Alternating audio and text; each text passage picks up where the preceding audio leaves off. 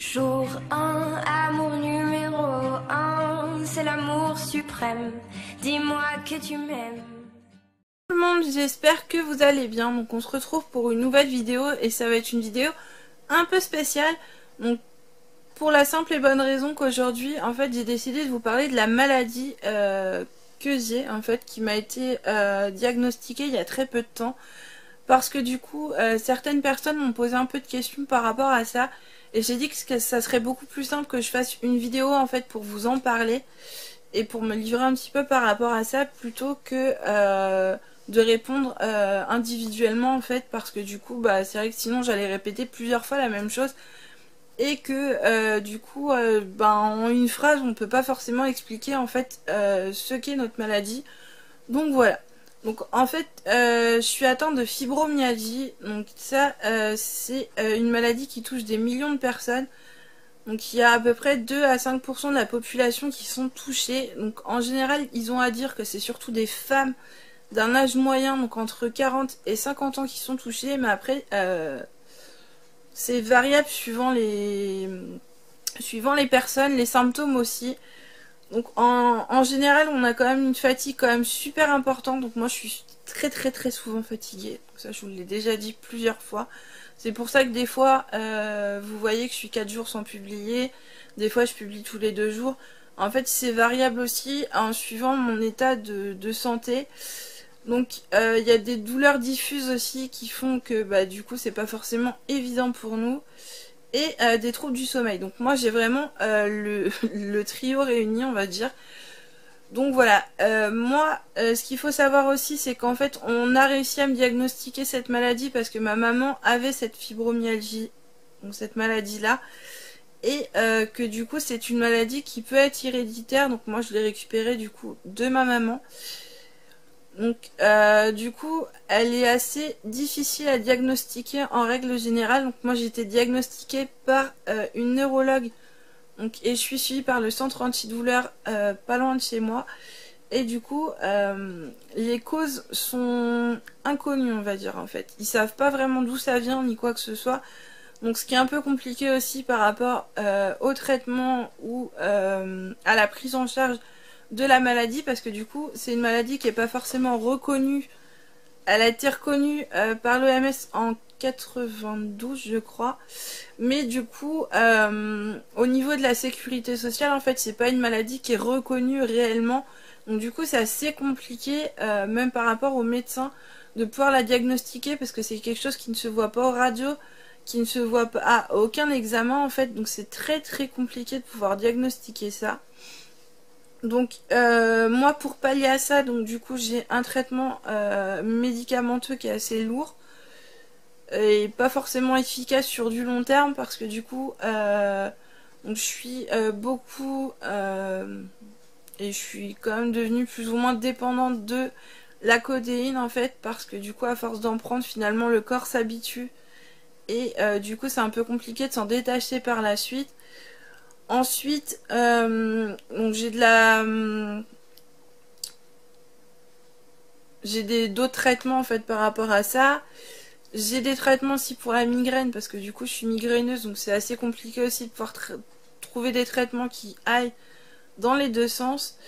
J'ai des somnifères également pour dormir, donc ça c'est pareil. J'aimerais bien pouvoir m'en défaire, parce que c'est assez compliqué par la suite de plus prendre de médicaments pour dormir. Donc ça là-dessus j'aimerais bien aussi pouvoir trouver une solution sur du long terme.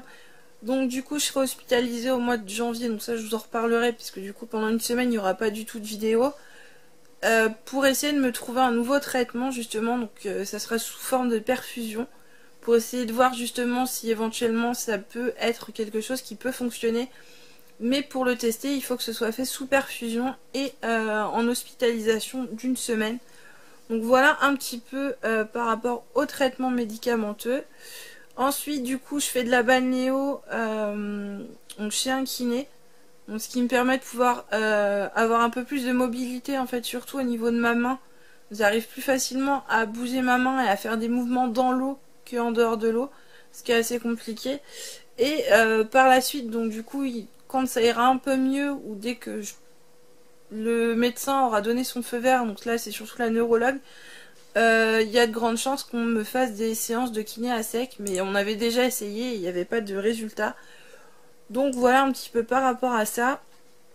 Ensuite, donc j'essaye de faire beaucoup de marches, de bouger, de me changer les idées, parce que ça c'est pareil. Au niveau du moral, ça joue énormément.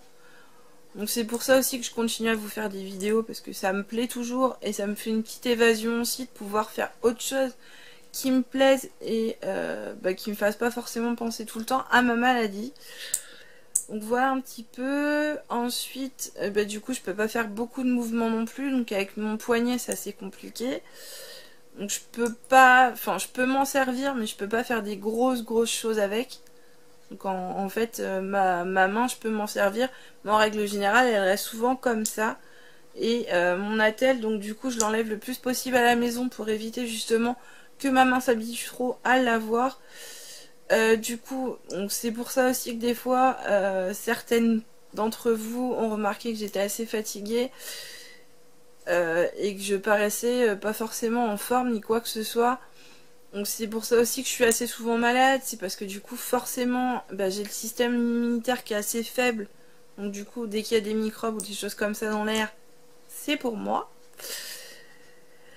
Mais du coup voilà un petit peu ce que je peux vous dire sur ma maladie. Donc voilà, enfin après on va dire que je le prends avec philosophie, ça sert à rien de se déprimer non plus par rapport à ça. Parce que déjà que la maladie est assez difficile, donc si en plus de ça on est en mode déprime toute la journée et tout, enfin ça sert à rien, on n'avancera pas. Donc voilà un petit peu, je pense que je ne suis pas la seule dans ce cas là, je sais que j'ai certaines copines youtubeuses que j'ai vues qui ont la même maladie que moi, donc je pense qu'elles comprennent réellement ce que c'est et à quel point c'est compliqué. Moi ce qui m'ennuie surtout c'est que je suis encore très jeune, ma maman l'a eu déclaré très tard et du coup elle a été obligée d'arrêter de travailler. Donc moi j'avoue que voilà, je suis encore jeune, j'ai pas envie d'arriver à ce point là.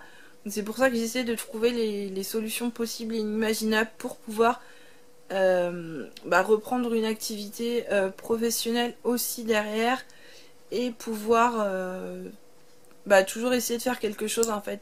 Je sais que le fait de bouger, de marcher, de voir un peu de monde, du coup ça permet aussi de pas être que dans sa bulle, pas être que dans son cocon et de pas se dire que voilà, on est que malade ou des choses comme ça.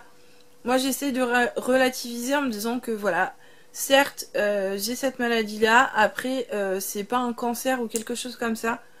Donc, je pense qu'il y a beaucoup plus pire que cette maladie-là. Donc, certes, c'est pas évident, c'est pas marrant.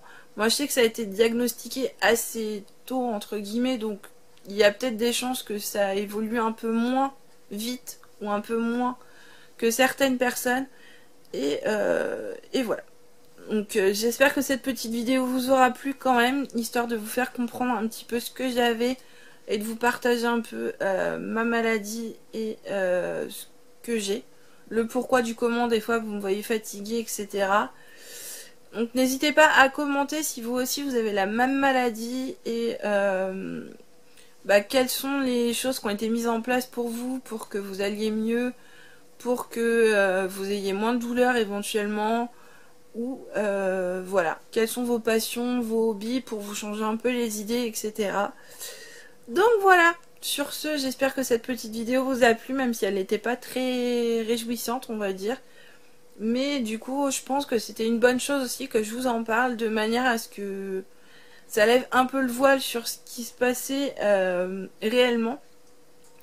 Puisque du coup, comme j'avais beaucoup de questions du fait que j'étais fatiguée, que des fois je sortais pas de vidéos, des choses comme ça, ça peut peut-être un peu vous éclairer par rapport à ça.